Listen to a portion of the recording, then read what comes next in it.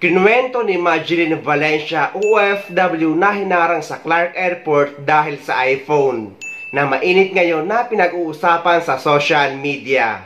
Kinuwento niya mismo ang buong pangyayari sa harap ng opisyal ng Customs at sa harap ni OWA Admin Arnel Ignacio.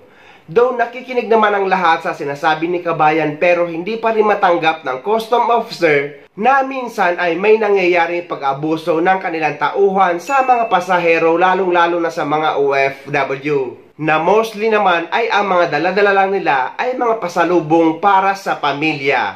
Na sa tagal nating nagtatrabaho sa ibang bansa ay likas naman sa ating mga OFW or mga Pilipino na kapag uuwi tayo sa Pilipinas ay gusto natin mapasaya ang pamilya natin sa pamamagitan ng pagbili ng isang bagay or mahalagang bagay. Kagaya ng cellphone na naging main issue nga kung bakit hinold si Kabayan sa customs sa Clark.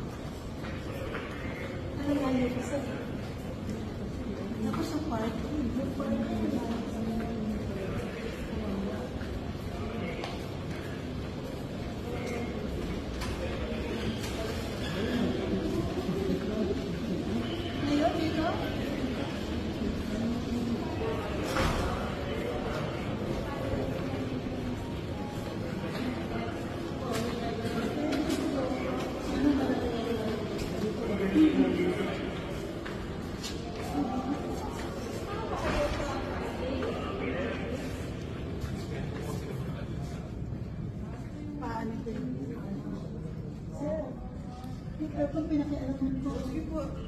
Kaya lang hindi po isa lang. Kasi dati, na bawal po ang magpadala. Hindi ako, yung examiner. May examiner po isa. Yung po kasi yung pinupoint nila sa akin, bawal magpadala hindi padala, yung magpapadala, hindi yung... Opo, yung magpadala yung kamag-anak. Bawal daw po yun. Kasi doon po daw sa declaration na inano ko, ako ang nakapirma. Dapat daw po, yung sa akin lang na nanggaling ang dadalhin ko. Culture po natin mga Pilipino yung dalhin mo yung may pagpapadala sa'yo para iabot nila sa pamilya nila kasi hindi sila nakakauwi. Isasabay nila sa'yo. Yun po kasi ang pagkakaintindi is that, di ba, tinatanong tayo niyan palagi kahit ng airline, tayo ba ang mismo nag-impake na hindi po kasi ganun yung pagka-ano nila sa akin ng time na yun. Yung pinapaliwanag na, if I can finish. Okay po. Okay lang, ha?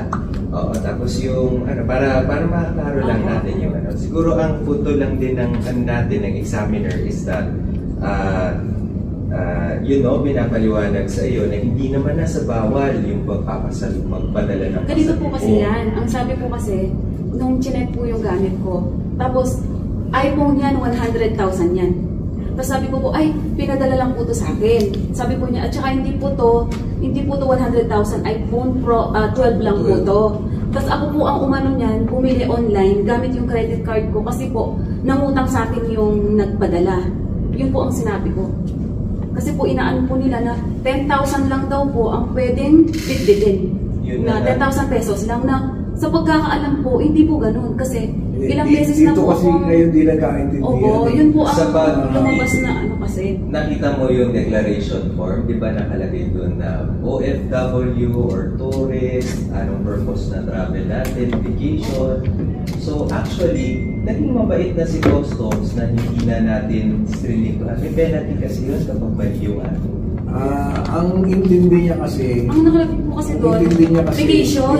Kasi kung magbabakasyon po ako, ano po ang, ano nga ba dapat yan? Ano po bang dapat yung ilagay? Kasi magbabakasyon po ako. Kung halimbawa, you are an overseas foreign worker, as you claim to be, diba? Yun po ang inyong sinabi sa inyong post, at na-communicate ninyo, siyempre, pagbabasihan naman ng ating mga officers, yung nasa dokumento. This is the document. Ano po bang documents ang sinasabi nila? Anong declaration form po? Yung travel pass? No. Kasi po ganito po yan, hindi ko pa po naibibigay yung wala pa po silang alam tungkol sa dineclare ko. Kasi po, ang ginagawa po nila, pagkabigay po nila nung pinil up, labas na po agad yung hindi na po nila babasahin. Kasi nakaganyan yan eh. Nung pagkabigay ko pong ganyan sa kanila, araw na ako agad. Alam na po nila yung laman ng ko. So, paano pong declaration ang sasabihin ko doon? Paano po nila sasabihin hindi ko dineclare? Hindi pa naman po nila nababasa yung kakabigay ko pa lang eh. Sabat dito, sabat dito. Doon na, wala. Nung pa nga, hinanap pa nga nila kung asan yung declaration ko, ano yung pangalan mo? Ano yung apelido mo?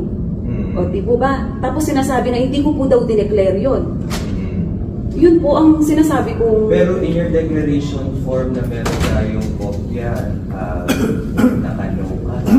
Opo, lahat po yun. Kasi check lang naman po yun kung yes or no. Lahat po yun kasi ang alam ko po, 2 phone lang yun na hindi naman po ang pagkakaalam ko po, hindi lang po 10,000 ang Okay. Wala po kami alam na gano'n lang. Ganito hindi natin sinasabi na bawal, pero huwag mong mamasamain pag ginagawa ng mga empleyado ng gobyerno natin ang trabaho nila. Kasi sila naman din yung mananagot kapag they don't follow the protocol. In this particular instance, at ulitin ko lang sa totoo lang, naging matulungin ang ating customs officers. We could have been very strict about it. Yun na lang sa mali na pagdeklara. Nandun ho sa baba ang mga penalties noon. Sasabihin ko lang po kung ano talaga, it's fact.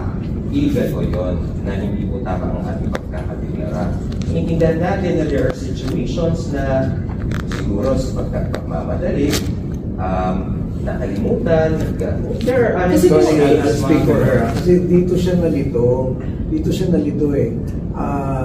Hindi maliwanag sa kanya na yung doon siya papasok sa 150. Diba? Kasi nga nilagay niya vacation kasi siya ay magbabakasyon dito dahil babalik siya na Kaya vacation, ano po ang pipiliin nyo doon na nakalito? Ano po ang pipiliin nyo doon na ano nga daw pipiliin niya? Okay, ang kasi doon, ang sa tax treatment talaga, hindi mo yung purpose of travel. Hindi, ano nga yung ilalagay niya? Kasi ang mukhang nagkaroon ng misunderstanding kung ano yung magiging status niya. Kasi papasok siya doon sa 150, di ba? Hindi po doon yun yung controlling kung vacation or ano yung purpose of travel. Saan ba? Whether we are an OFW or we are a tourist, yun po ang nagkocontrol kung ano. So, hindi po tourist. Hindi niya, doon tayo nagkaroon ng misunderstanding. But ang chinek mo kasi, vacation. yes, ano yung natin? Lahat naman po na may contract sa ibang bansa, residence po yun. Dito lang tayo hindi nagkaintindihan eh. May bangso kasi na Sir, ganito lang. Kasi I think it's useless to talk about it. Right.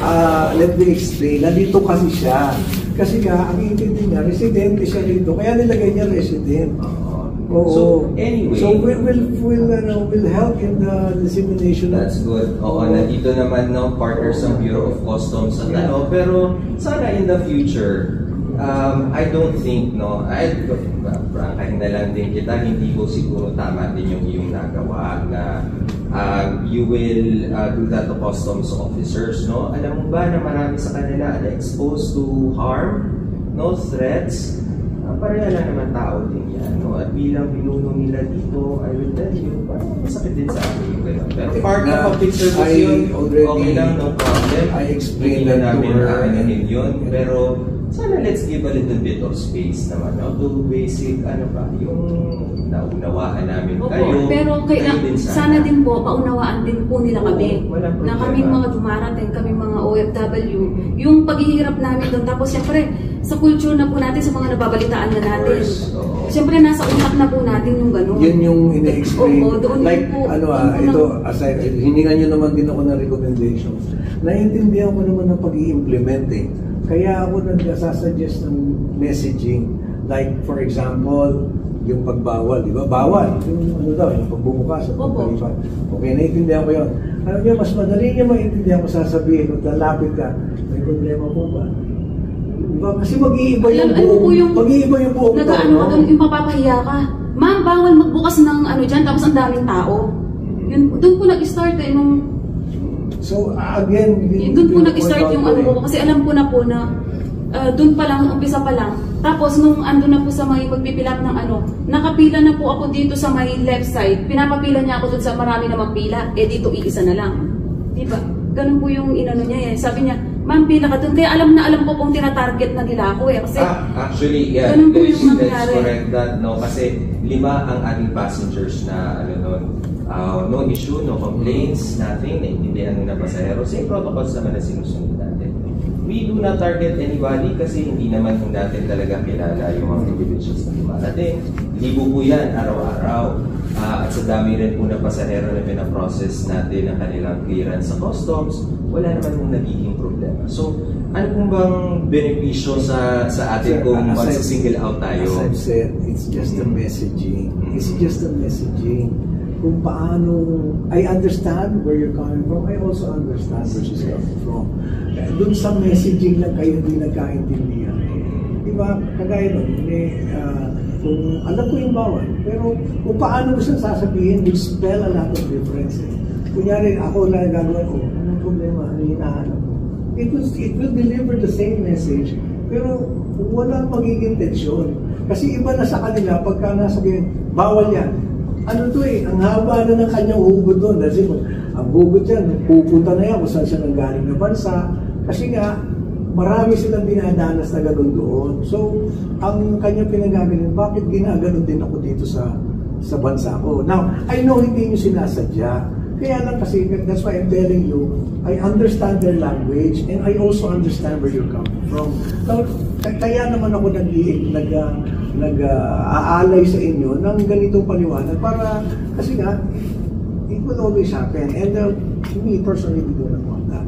So, yun lang. Kaya naman ang pakay natin ngayon hindi na to busisiin. As we promise, we will help doon sa pagpapaliwanag. Itong nangyari rito, ang mas mabuti magkasundo na lang.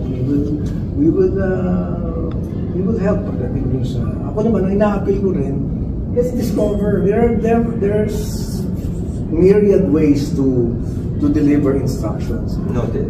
Thank you very much. Maraming salamat. All of this is noted. Thank you. Okay? Maraming salamat. Thank you. Sige, maraming salamat din.